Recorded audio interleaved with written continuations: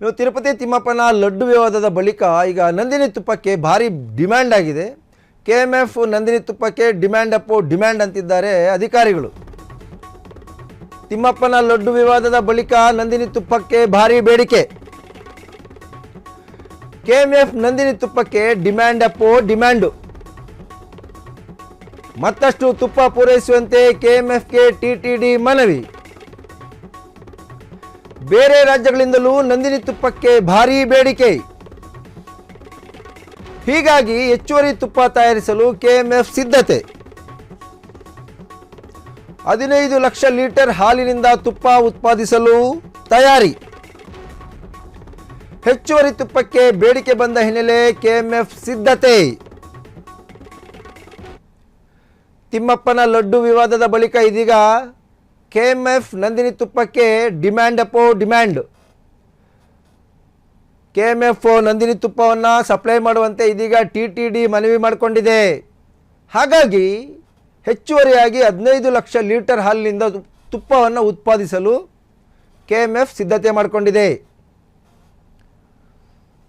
So ಕೇವಲ TTD ಅಲ್ಲ, ರಾಜ್ಯಾದ್ಯಂತ ಮತ್ತು ವಿದೇಶಗಳಲ್ಲೂ ಕೂಡ ನಂದಿನಿ ತುಪ್ಪಕ್ಕೆ ಭಾರಿ ಡಿಮ್ಯಾಂಡ್ ಇರ್ತಕ್ಕಂಥದ್ದು. ಇದು ಯಾವಾಗ ತಿರುಮಲ ತಿರುಪತಿ ದೇವಸ್ಥಾನದ ಲಡ್ಡು ಪ್ರಸಾದದಲ್ಲಿ ಪ್ರಾಣಿಗಳ ಕೊಬ್ಬನ್ನು ಬಳಸ್ತಿದ್ರು ಅಂತಕ್ಕಂಥ ಒಂದು ಆರೋಪ ಕೇಳಿಬಂದಿತ್ತು. ಜೊತೆಗೆ ನಂದಿನಿ ತುಪ್ಪವನ್ನು ಟಿಟಿಡಿ ಸಂಸ್ಥೆಯವರು ತೆಗೆದುಕೊಳ್ಳೋದನ್ನು ಕೆಲವು ತಿಂಗಳಿಂದ ನಿಲ್ಲಿಸಿದ್ರು, ಸ್ಟಾಫ್ ಮಾಡಿದರು. ಸೊ ನಂದಿನಿ ತುಪ್ಪ ಸಪ್ಲೈ ಸ್ಟಾಪ್ ಆದ ಬೆನ್ನಲ್ಲೇ ಒಂದು ಪ್ರಾಣಿಗಳ ಕೊಬ್ಬು ಇರ್ತಕ್ಕಂಥ ತುಪ್ಪವನ್ನು ಬಳಸಲಾಗಿದೆ, ಕೊಬ್ಬಿನ ಅಂಶ ಕಂಡು ಬಂದಿದೆ ಅಂತ ಒಂದು ಆರೋಪವನ್ನು ಕೂಡ ಆಂಧ್ರ ಪ್ರದೇಶದ ಮುಖ್ಯಮಂತ್ರಿ ಚಂದ್ರಬಾಬು ನಾಯ್ಡು ಮಾಡಿದರು.